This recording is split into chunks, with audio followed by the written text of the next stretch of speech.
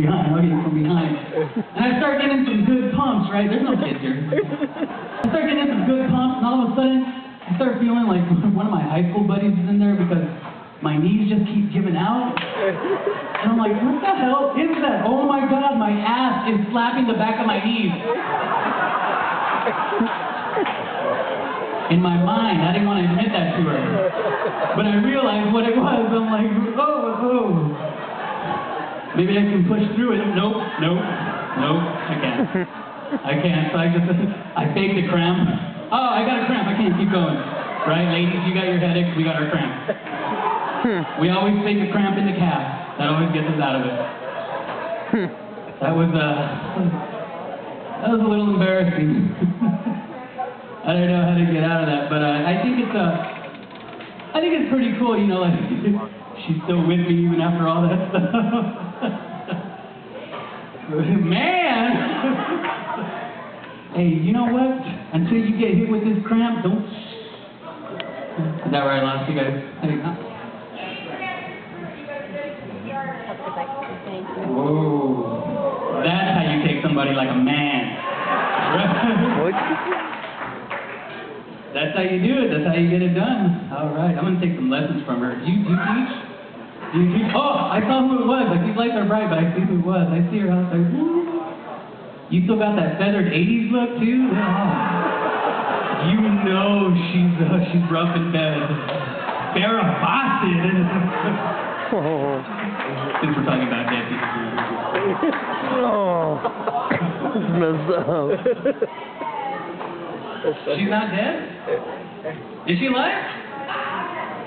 Oh, you're not dead. Oh, no. You take people like a man. You're not dead. We know that. You're freaking awesome, but it's cool. But I noticed one thing though. It's like after we were finished with that little sexual episode that we had, I was still a little embarrassed, but I wasn't embarrassed enough to like not really be a man because I got an itch in a certain spot. I'm not gonna lie, my butthole itched. And I thought that was beautiful, because what you guys don't know is whenever your butthole itches, a gay angel gets his wings.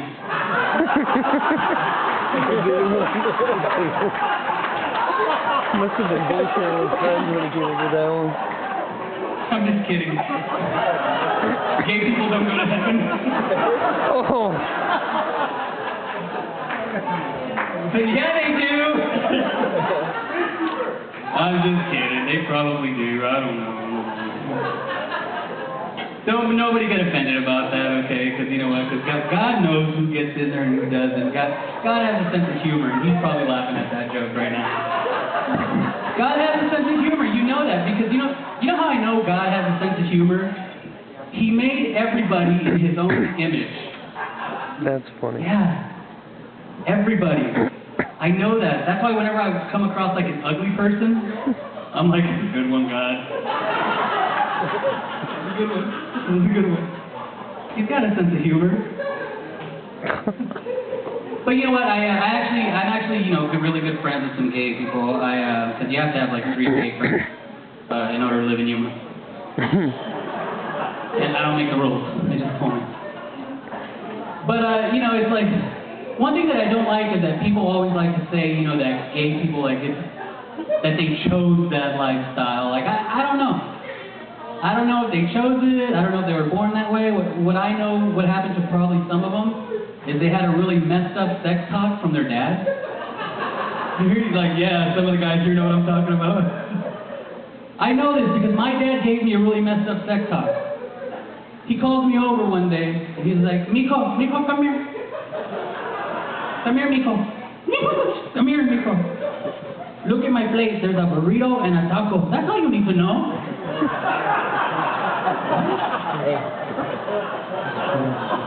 You know how confusing that is?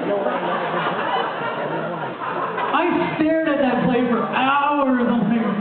Up until I was like 18, I thought it was bisexual because I liked them both. It's not right. You don't do that. But I did. My dad was a really awesome guy.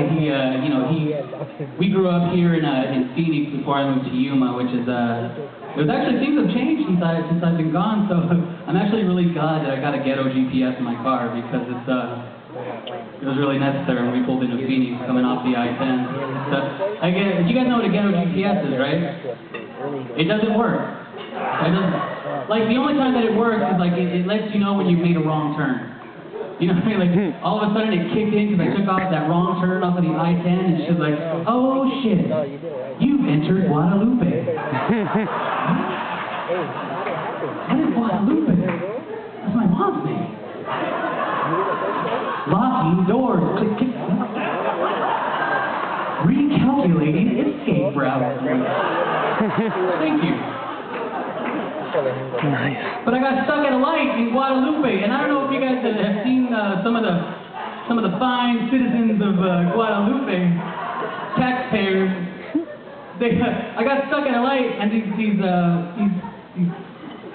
cholos, essays, gangsters, whatever. They pull vatos. There we go. We got one back there. He pulls up next to me, and he just starts staring at me, and I'm like, oh my God, we're gonna get shanked. Keep your eyes forward, don't even look at them. But then I look at them because I started listening to like the music they were listening to. I was like, oh my God, I can't be scared of this guy. He's lonely, you know? I know this because he was listening to, hey there, lonely girl. He got his heart broken. Somebody needs a hug. Plus he had a hairnet, so he was obviously going to work. I got that too, So I was like, all right, I felt a little bit better, but I still got out of there as quick as I could. And I don't mind being around that element because that's the element that I grew up in. Like all my brothers and sisters, they're all cholos, essays, gangsters. I don't know how I didn't fall into that, but they're like hardcore, like real. Like that's my mom. Check her out. She's like, what's up? That's it. Look. Oh, that's my sister too. She's like tattooed right there. She's freaking awesome. She's awesome though. They're both awesome. I really love them.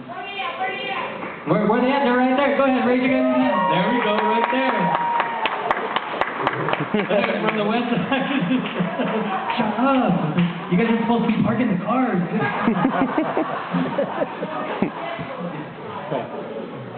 It's awesome though, but I think, it did good for me growing up there because I know now that you're not supposed to go out with ghetto girls.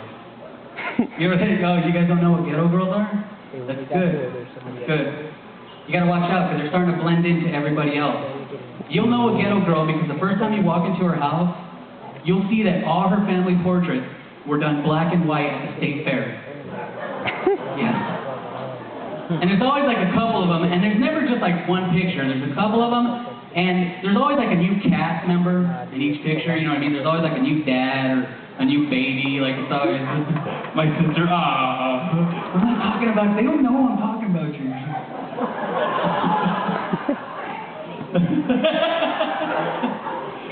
Alright.